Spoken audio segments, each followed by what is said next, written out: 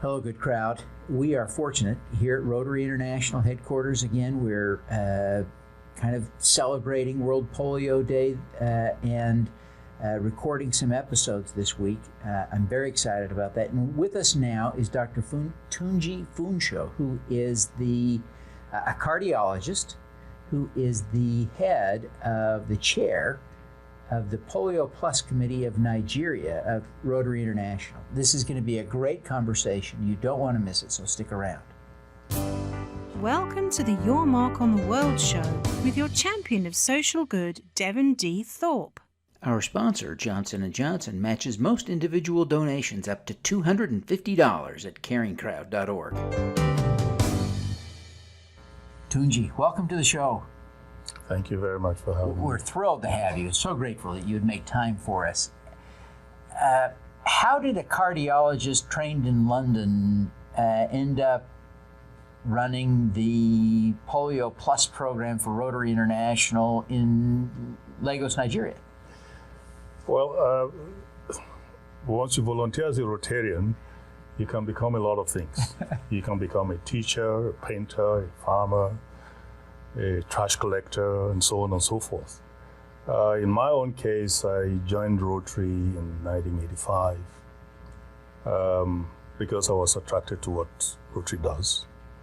And as time went by, polio became a very important part of our program. As a matter of fact, it was the year I joined Rotary that the program actually started, that the issue of raising funds at that time was expected to be $120 million US. And of course, we all know how much we've spent since then, yes. How much time billions and billions. And so from that time, I've been very much intimately involved, with our Polio Plus program. And as the year goes by, you appreciate the fact that yes, you can save a few heart attacks. You can, in the ICU, you can literally bring people back to life when they have a heart attack and so on.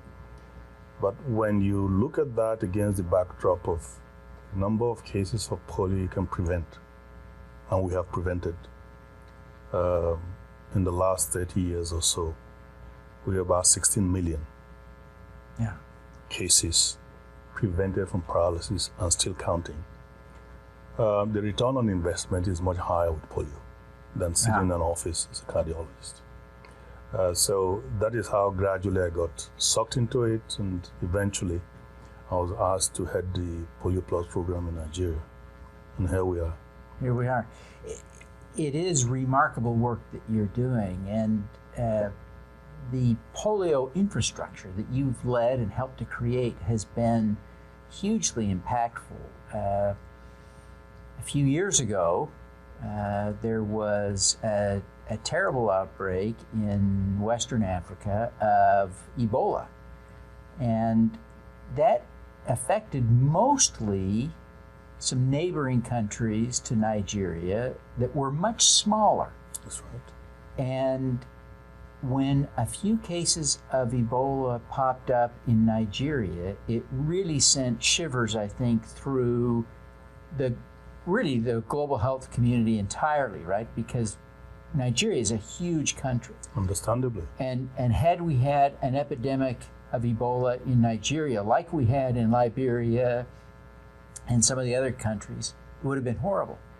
It's part of what happened to prevent that was leveraging that polio infrastructure to prevent the outbreak. Tell us how that worked. How did polio infrastructure and you and your colleagues, how did you contribute to preventing a real epidemic of Ebola in Nigeria? Yes, it would have been a major catastrophe, not only from the point of view of stopping Ebola, but of diverting attention and taking resources away from polio eradication.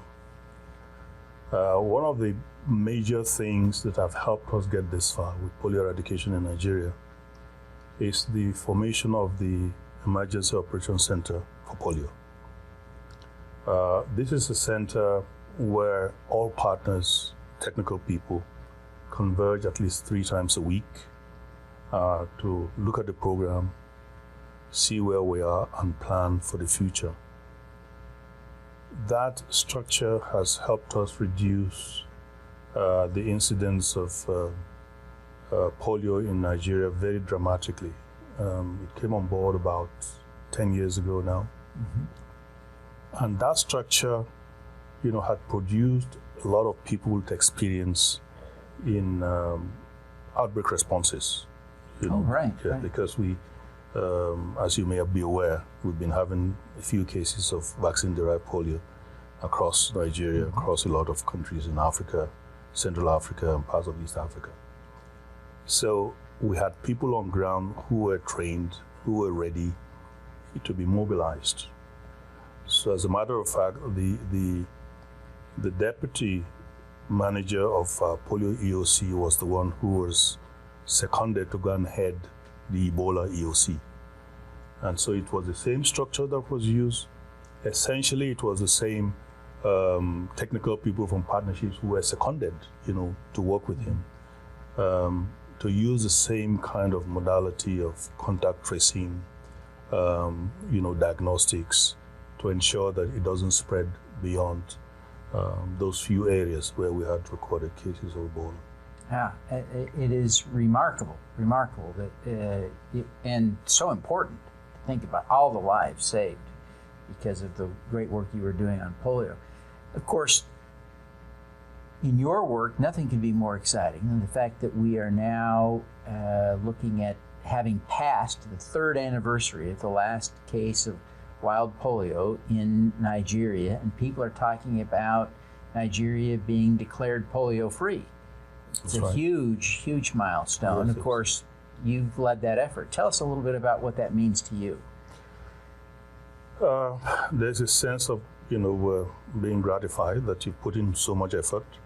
Of course, with a lot of, support from Rotarians in particular, but also our partners, WHO, UNICEF, CDC, and the Bill and Melinda Gates Foundation. It gives one the sense of satisfaction that you've made a promise, you've had your ups and downs. In fact, if you recall, we were 2 years without polio in 2016 when suddenly we had a resurgence in the Northeast. That we have been able to go beyond the 2 years and get to 3 years, and we're now looking forward to certification, gives one a cause of joy, some relief, but at the same time, the understanding that it's the beginning of another new phase of the program, keeping Nigeria at 0 cases of polio.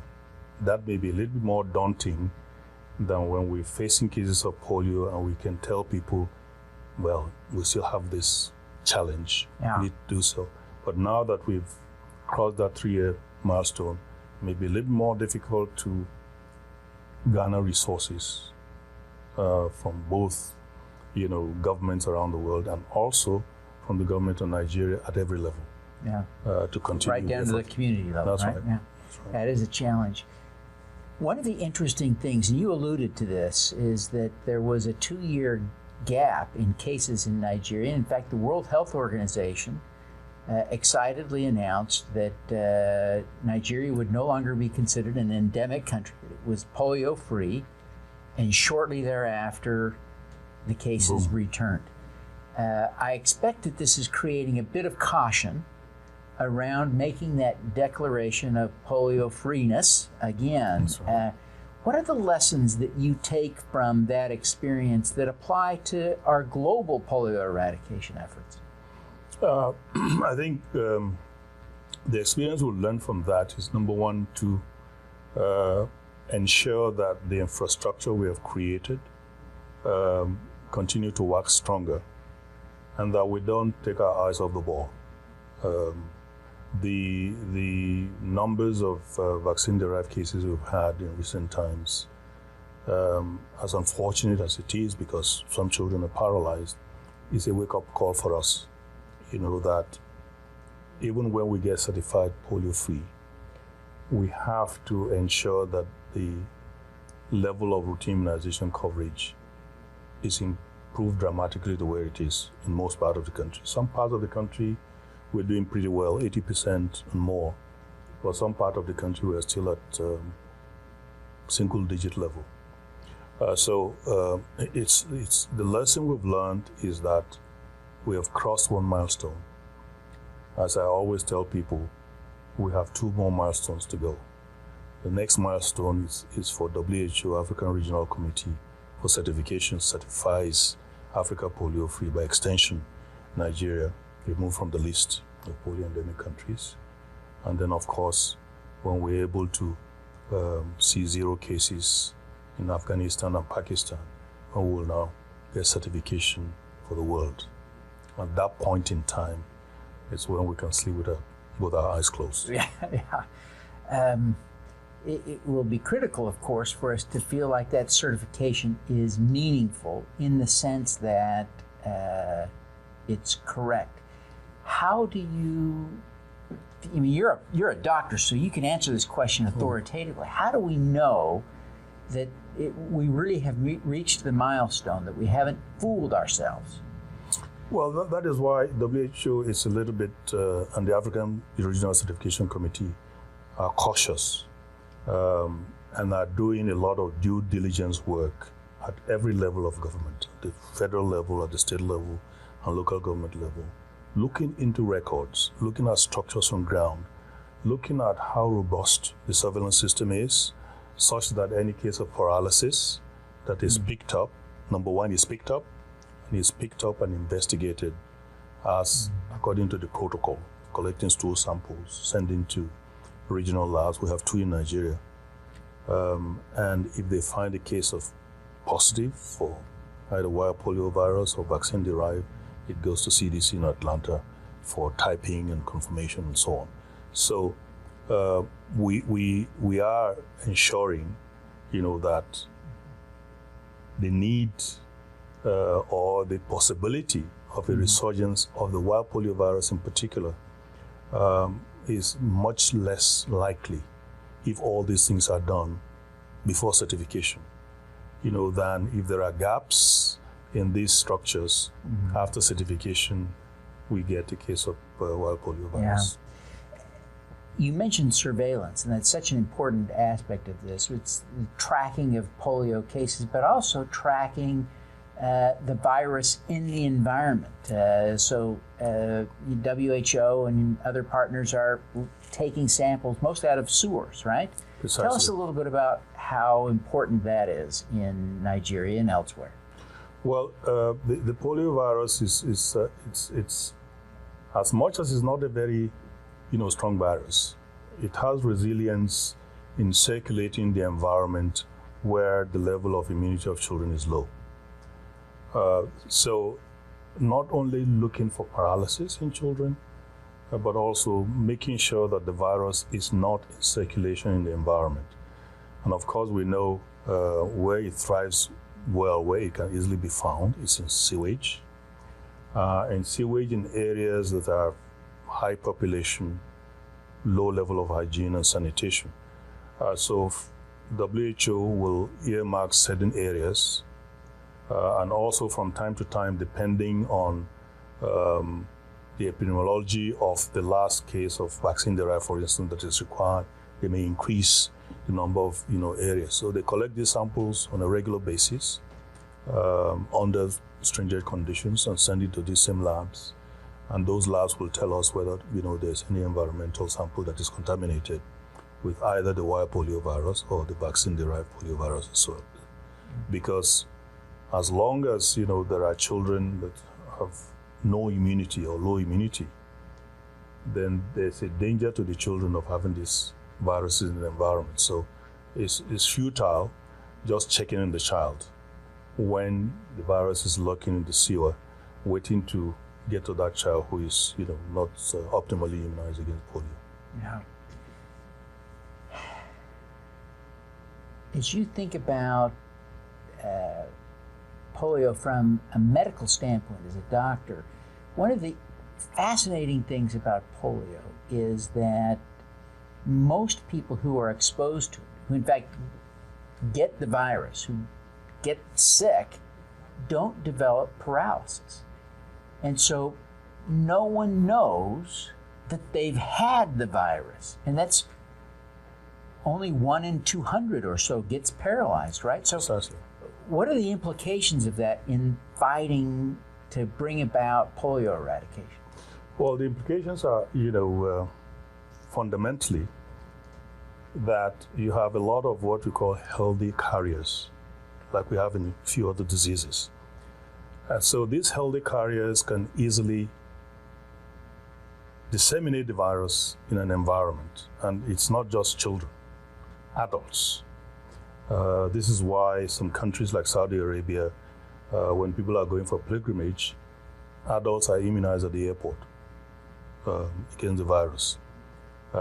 And a lot of times, some of the reintroduction of the virus into environments like we had in Syria some years ago are done by adults, jihadists, who have moved, from Pakistan, to Syria, and shed the virus into the environment. And of course, because of the war, which immunization coverage was low, and children, got the wild polio virus and got paralysis. So, like I said earlier, it is not a very virulent virus in sense of causing paralysis. It is a very good immunogenic virus. In other words, it will raise immunity very quickly in people who are exposed to it, who have a very good level of immunity generally.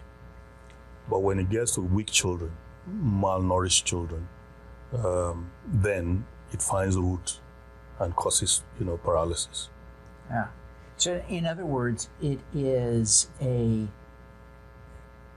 poor tax because it mostly affects more painfully, more acutely, people who are already in a difficult situation. That's right. It goes for vulnerable children. Yeah. Vulnerable children in the sense that, number one, they live in environments that are unhygienic. They also are poorly, nourished. They will come usually from poorly educated parents, particularly poorly educated mothers. The source of, water is contaminated. By extension, the source of food will be contaminated as well. So it goes for vulnerable children, and that is why the approach, to our program in the Plus is actually having nutrition programs, which is mostly run by UNICEF. In environments, where we have high incidence of polio, we have, in addition, nutritional programs to ensure that these children's level of nutrition is high, therefore they can produce immune cells that will protect them against the virus. Otherwise, we give them vaccines. There is not enough proteins in their system to help them produce, adequate immunity against the virus. Let's talk a little bit more about Polio Plus, the plus in Polio Plus. From the outset, in 1988, when Rotary launched its polio effort, it called it Polio Plus. There has always been a plus, but it seems to me there is growing emphasis on the plus in 2019. What are you seeing? Well, because the program has gone on for so long, at least in our communities, and the vaccine is provided free of cost, to the families, unlike most, other medications. And our primary healthcare infrastructure is not very strong. They find that we are badgering them with the polio vaccine, yet they don't have antimalarials, which they encounter every day in their children, which cause quite a bit of mortality. They don't have drugs for diarrheal diseases. And they say to us, well, we don't have polio now, give us drugs, for malaria. Give us oral rehydration salts, for our children when they have diarrhea. So we evolve a system that we call health camps, which is actually running primary healthcare facilities around the same time that we're doing supplementary immunization activities, just providing the basic drugs, antimalarials, antidiarrheal agents, ointments, for infections of the skin and so on, analgesics, multivitamins, so that when families, come to this, of course, we all know, the main users of primary health care are mothers and children. Obviously, when they come with their own illnesses, they bring their kids along with them. So we treat the mothers and other children, and then we pick the children below the age of 5 out of the queue and give them the oral polio vaccine. So that is one of the methods we have used. We also know that these communities lack potable drinking water. So the program also provides, funding to erect solar-powered boreholes, sometimes hand-pump boreholes, depending on the population, to assist, to ensure that, and like I said, we have these nutritional programs. Rotary now, it's supporting infrastructure for routine immunization. Because at the end of the day, the end game will be dependent on raising the level of coverage of routine immunization to at least 90%. Because once we do that, then the need for doing supplementary immunization activities will become, much less or even non-existent. So the pluses have become a very major part of our program, as we have gone a very long time in the program, and people are saying, well, yes, we have not seen any polio in our community for the last 3 years, so why don't you give us this? Why don't you? In fact, some go as far as saying, build the roads that lead to our villages. As a political statement to the government, really, not to the program itself. And somehow they get their attention, and we Rotarians, because again, there are issues of accessibility. Right. The easier it is for them to either get to the static health centers or for outreach programs like, SIAs to reach them, the easier it is for us, to reach them with routine immunization or SIAs, and the easier, of course, to them also to come to the nearest, city to benefit, from static primary healthcare centers. As you reflect on your time as a Rotarian, now 34 years in Rotary, and that entire time, eradication of polio has been a goal. And just recently, or just now, really, we're reaching the milestone of having eradicated polio in Nigeria. I guess we should be careful. It hasn't been declared yet. That's right. It's been 3 years without a case. We're being cautious for the reasons we talked about before. But how does it feel to be on the cusp of that achievement after all these years working for it? I think the program has lasted so long that at some point in time, some people, I'm not one of those people, felt that we're wasting our time. And I think, I can now thumb my nose at them. I say, you said we can't do it. Now we've done it. So there's that triumphant feeling about it. Again, there's the aspect of us finally, seeing the light at the end of the tunnel, because we've made a promise to the children of the world that we're going to eradicate polio. Initially, we gave a time frame because that was the advice we got from the experts. But of course, the poliovirus, has other ideas. But the important thing is that we have gone from such a high level of polio cases when we started in 1988, of 125 countries involved, 1,000 cases every day, to just 33 cases last year, the whole of the year. And just 2 countries actively transmitting the poliovirus, and Nigeria still to live. So we've come a very long way, and so it is a very gratifying thing that we made a promise, and we see that that promise is gradually being fulfilled. It really is an incredible accomplishment. Such accomplishment requires incredible superpowers. What is your superpower?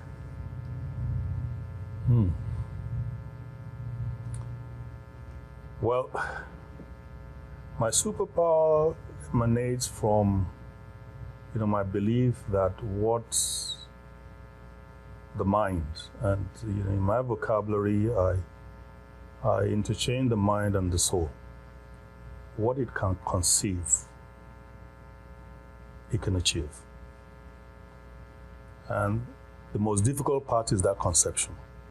Once you conceive an idea, and throughout world history we've seen that. Once you can conceive an idea, that's the beginning of the process.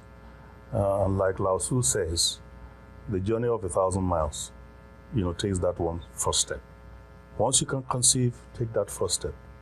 Don't worry about the end, it will come. And in our own case, we can see it is coming. Well, Tunji, thank you so much for taking the time to be with us today. This has just been a great conversation.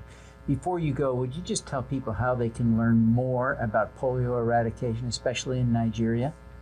Well, our website in Nigeria is endpolio.ng.org. It's updated regularly. And of course, overall, you can find, on rotary.org/endpolio now, a lot of information at the international level. We're also on Facebook and on Twitter.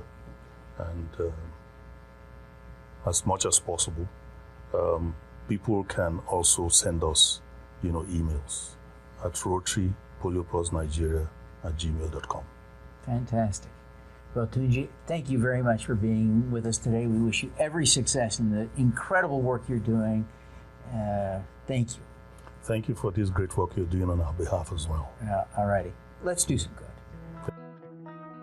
At Caring Crowd, we believe everyone has the power to make a difference. Through our crowdfunding platform for community health, we empower passionate people to drive real change.